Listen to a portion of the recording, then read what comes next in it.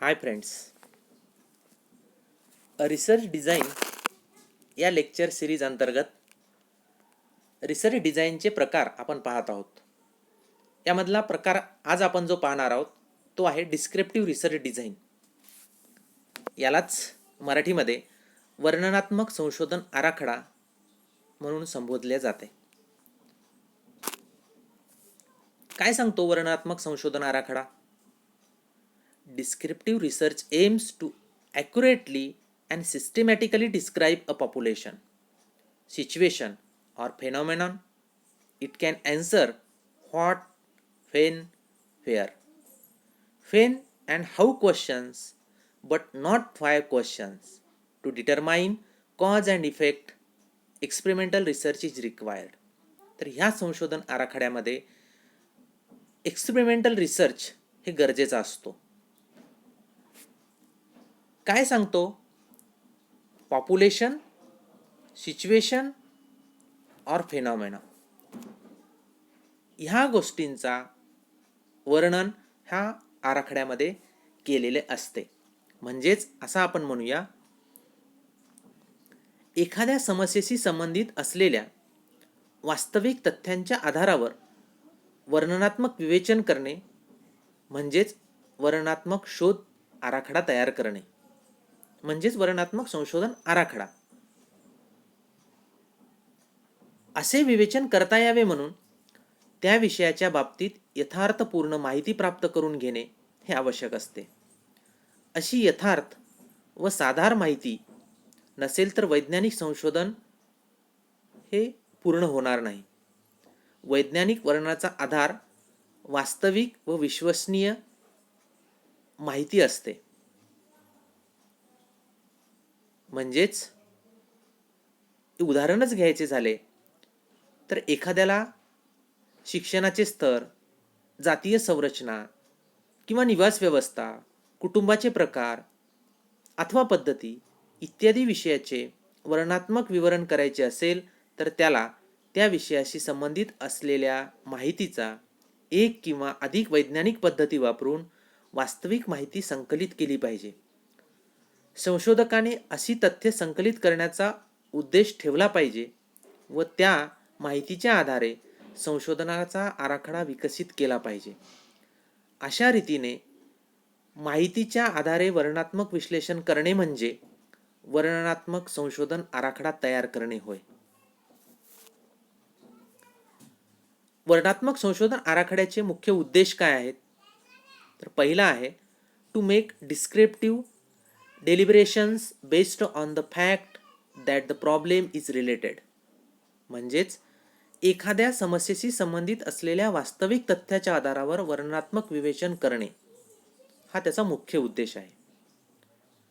त्यानंतर compile it using scientific technique, म्हणजे आत्ता आपण जशी चर्चा केली की वैज्ञानिक तंत्राच्या माध्यमातून वैज्ञानिक जे काही तंत्र सायंटिफिक टेक्निक जे आहेत या टेक्निकच्या माध्यमातून माहिती संकलित करणे, त्या एकच टेक्निक वापरून नाही तर अनेक टेक्निक वापरून त्या माहिती संकलित करणे हा त्याचे मुख्य उद्देश आहे. यानंतर आपण पाहूया की याच्यासाठी कोणकोणत्या अटींची आवश्यकता आहे. हा आराखडा तयार करण्यासाठी काही रिक्वायर्ड टर्म्स आहेत, त्या टर्मचा आपण विचार करूया. पहिली टर्म काय आहे? Choosing a topic carefully. सर्वात महत्त्वाची गोष्ट म्हणजे तुम्हाला ज्या विषयावर संशोधन करायचं आहे त्या विषयाची निवड ही खूप काळजीपूर्वक या संशोधन आराखड्याच्या माध्यमातून करावी लागते. ही निवड काळजीपूर्वक का करावी लागते? तर शोध विषय असा असावा की ज्या विषयाच्या बाबतीत आवश्यक संबंधित माहिती संकलित करता येऊ शकते. ही वर्णनात्मक संशोधन आराखड्याची पहिली अट आहे.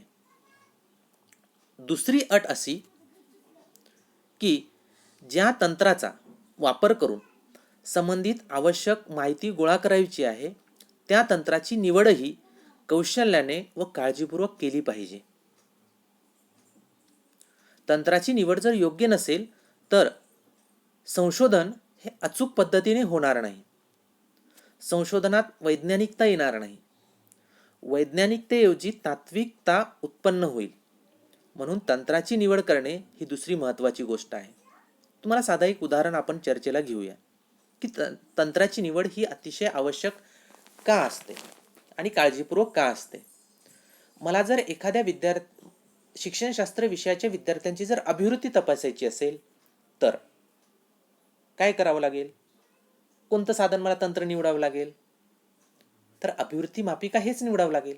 प्रश्नावलीच्या माध्यमातून मला त्या विद्यार्थ्यांची अभिवृत्ती तपासता येईल का, तर अजिबात नाही. जर मी अभिवृत्ती तपासण्यासाठी प्रश्नावली हे जर साधन वापरलं तर पूर्ण संशोधन हे अचूक पद्धतीने पुढे जाणार नाही.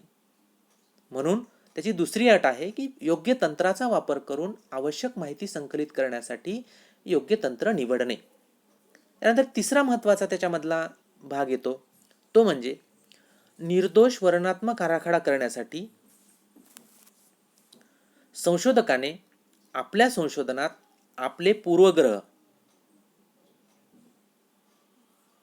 पक्षपातीपणा, गैरसमज इत्यादी दोषांचा प्रवेश होणार नाही याची काळजी घेतली पाहिजे. म्हणजेच रिसर्चर हा न्यूट्रल असला पाहिजे. The researcher has to be neutral. कारण त्यामुळे जे आपण वर्णन घेणार आहोत, वर्णन करणार आहोत, म्हणजेच वर्णनात पूर्णधारणा, पूर्वग्रह, पक्षपात इत्यादी दोष नकळतपणे उमटत असतात. अनेक वेळेस अतिशयोक्तीपणाचा दोषही निर्माण होतो. म्हणून संशोधन करताना अथवा वर्णनात्मक आराखडा तयार करताना संशोधकाने तटस्थ व वस्तुनिष्ठ दृष्टिकोनचा अवलंब केला पाहिजे. पुढचं त्याची अट अशी आहे, डिस्क्रिप्शन मस्ट बी लिमिटेड. काय अर्थ होतो याचा, तर अनेक वेळेस आपल्या संशोधनाच्या संबंधितला आपल्याला अपेक्षित नसलेली अनेक आयामांची माहिती ही आपल्याला मिळत असते आणि मग संशोधक ती जी माहिती आहे ती संकलित करण्याचा मोह हा संशोधकाला आवरत नाही. म्हणजेच त्याला असं आपण म्हणूया, विशिष्ट व आकर्षक तथ्यांच्या बाबतीतही संतुलित दृष्टिकोन ठेवणे हे संशोधकाचं कर्तव्य असते. अशा वेळी संशोधकाने आपले लक्ष आकर्षक व विशिष्ट माहितीवर केंद्रित न करता आपल्याला आवश्यक आहे, आपल्या उद्दिष्टाशी निगडीत जी माहिती आहे, आपल्या विषयाशी निगडीत माहिती आहे, आपल्या व्याप्तीशी जी निगडीत माहिती आहे, आपल्या मर्यादेची जी माहिती आहे, एवढीच माहितींचे वर्णन हे संशोधकानं घेतली पाहिजेत. म्हणजे डिस्क्रिप्शन मस्ट बी लिमिटेड ही त्याची टर्म, ही त्याची रिक्वायरमेंट आहे.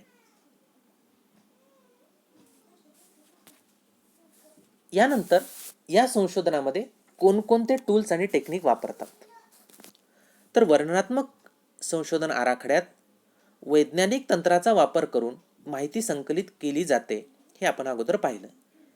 म्हणून ह्या संशोधन आराखड्यात प्रामुख्याने मुलाखती, प्रश्नावली, प्रत्यक्ष निरीक्षण, त्याला पार्टिसिपेटरी ऑब्झर्वेशन असं आपण म्हणतो, सहभागी निरीक्षण, सामुदायिक रेकॉर्ड म्हणजे त्याला कम्युनिटी रेकॉर्ड्स असं म्हणतो, व त्यांचे विश्लेषण, ह्या सर्व प्रकारांचा समावेश हा होत असतो. तर साधारणपणे हे सर्व प्रकार या संशोधनामध्ये वापरले जातात, ह्या संशोधन आराखड्यामध्ये. आता याच्यामध्ये काही पायऱ्या आहेत. कोणकोणत्या पायऱ्यांनी हे संशोधन आराखडा हा बनवला गेला पाहिजे किंवा आपण तयार केला पाहिजे.